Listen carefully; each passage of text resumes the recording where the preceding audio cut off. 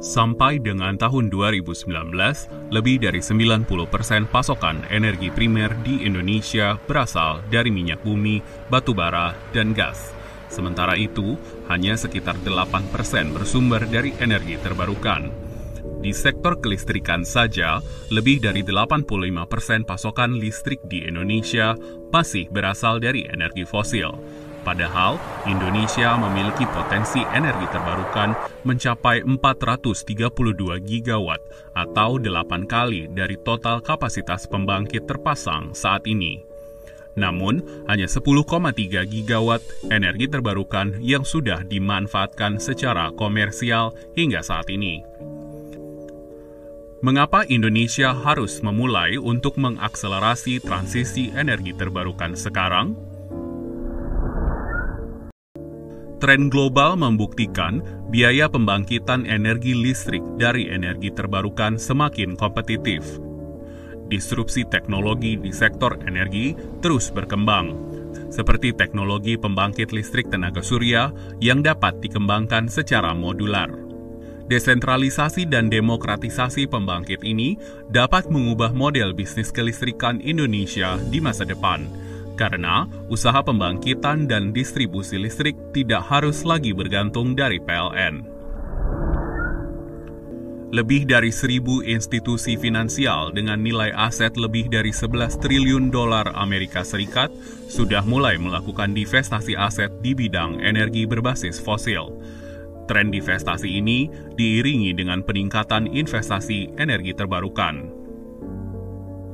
Dari tahun 2015 hingga 2019, investasi global di bidang energi terbarukan selalu melebihi 200 miliar dolar per tahunnya. Bahkan, di tahun 2017, peningkatan investasi energi terbarukan mencapai puncak tertinggi hingga 325 miliar dolar.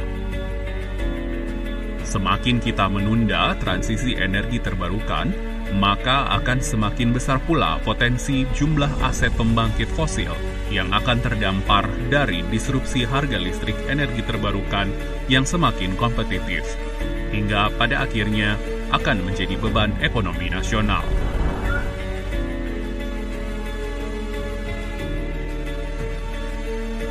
Keikutsertaan Indonesia untuk berkontribusi dalam mitigasi perubahan iklim global menjadi komitmen yang harus direalisasikan secara serius agar upaya untuk melindungi rakyatnya dari ancaman dampak perubahan iklim semakin nyata.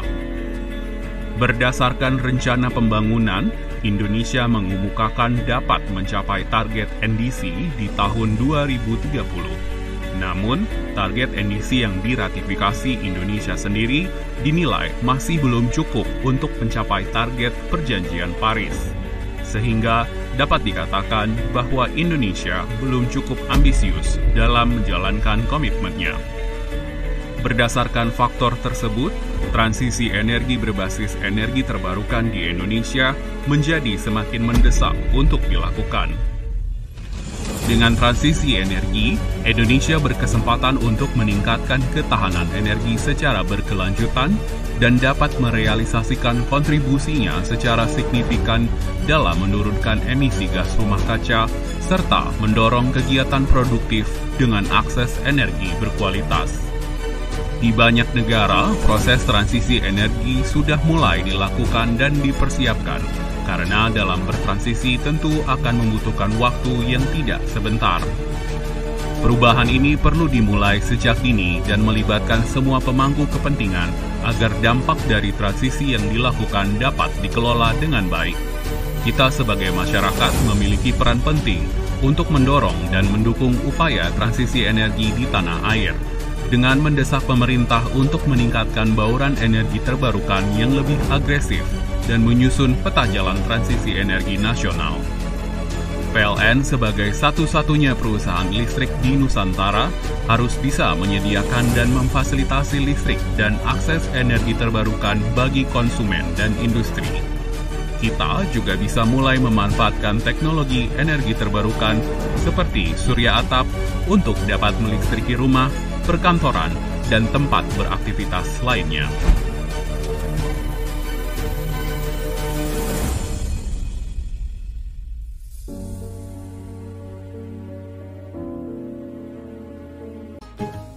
Kita mulai dari usaha. Tahukah teman-teman apa itu usaha? Dalam ilmu fisika, usaha diartikan sebagai gaya yang menyebabkan perpindahan pada suatu benda. Jadi, sebesar apapun gaya yang kita berikan, jika tidak ada perpindahan, sama aja kita nggak berusaha, atau usahanya sama dengan nol. Sekarang teman-teman jadi paham ya? Dan dimensi dari usaha adalah M, L pangkat 2, T pangkat min 2. Selanjutnya, kita akan membahas cara menentukan besar usaha pada beberapa kasus. Yang pertama, kita akan menentukan usaha jika gaya yang bekerja searah dengan perpindahan. Misalnya, saat kita mendorong troli di minimarket, gaya yang dilakukan oleh tangan kita sejajar dan searah dengan perpindahan troli. Untuk peristiwa ini, usaha atau W sama dengan F kali S.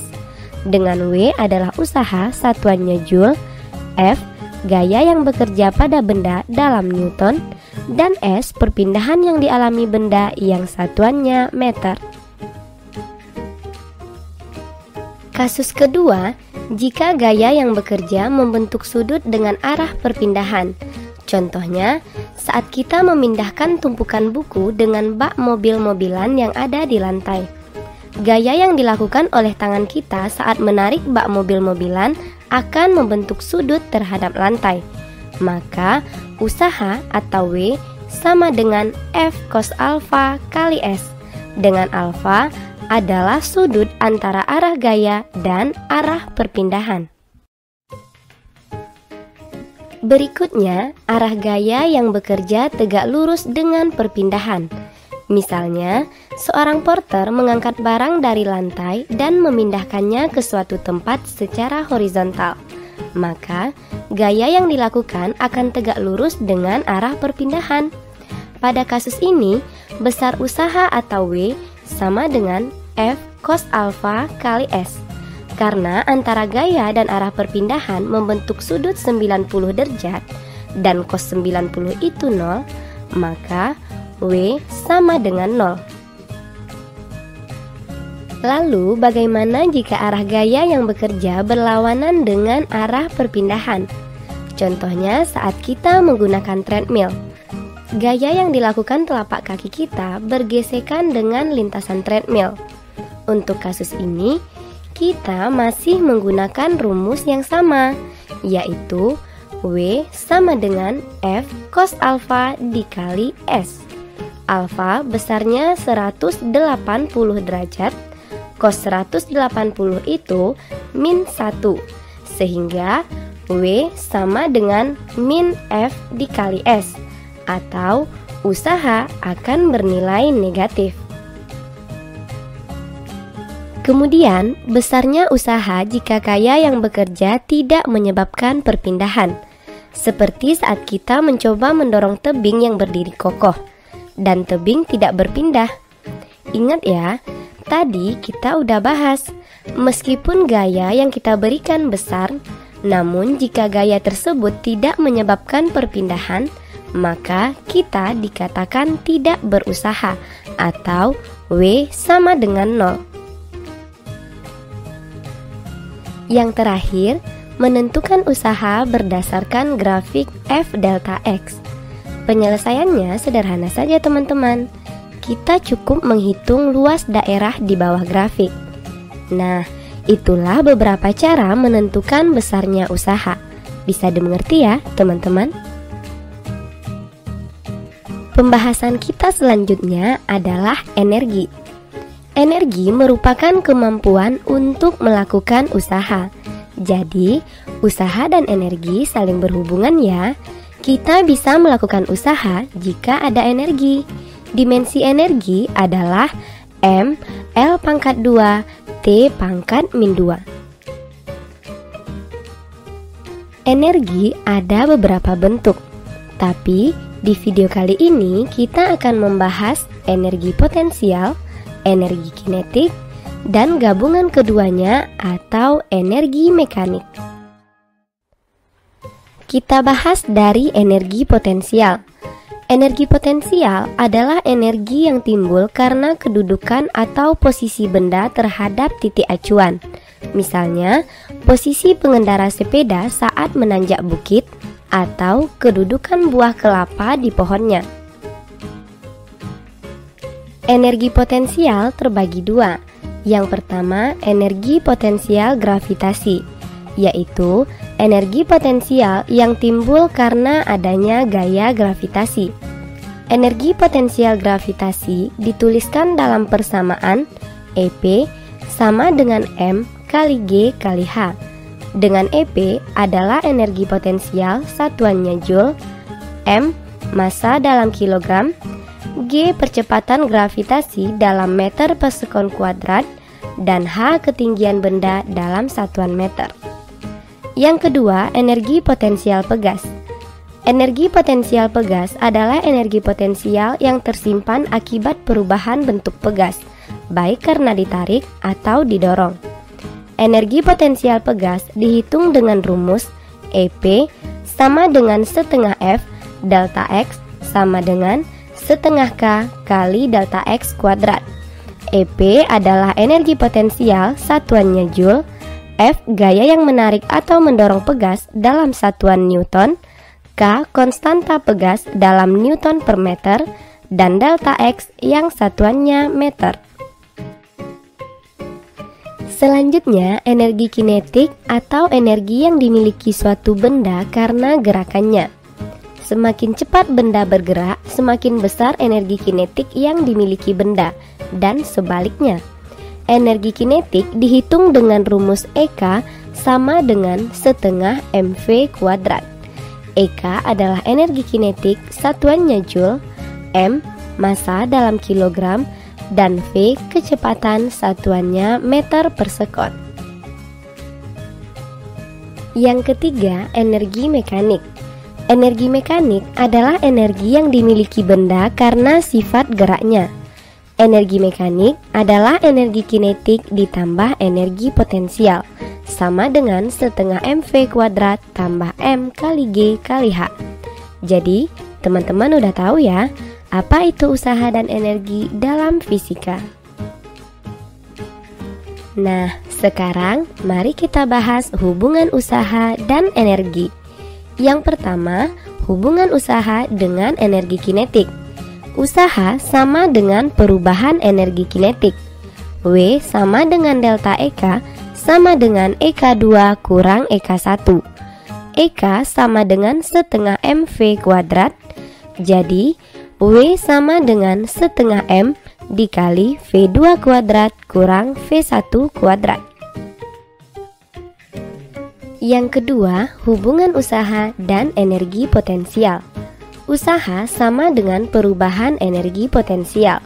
WAB sama dengan delta EP sama dengan EPA kurang EPB. WAB sama dengan M kali G kali HA kurang HB. Dengan WAB adalah usaha yang dibutuhkan untuk memindahkan benda dari A ke B. Terakhir, kita bahas tentang hukum kekekalan energi mekanik. Jika tidak ada gaya luar yang bekerja pada sistem, jumlah energi potensial dan energi kinetik pada setiap titik adalah konstan. EM1 sama dengan EM2. EM1 sama dengan EK1 tambah EP1 dan EM2 adalah EK2 tambah EP2 setengah MV1 kuadrat tambah M kali G kali H1 sama dengan setengah MV2 kuadrat tambah M kali G kali H2. Kita perlu ingat, jika benda dilepas dengan kecepatan awal, artinya V0 sama dengan 0. Jika benda mencapai titik tertinggi, Vt sama dengan 0. Dan jika benda jatuh di permukaan tanah, H sama dengan 0.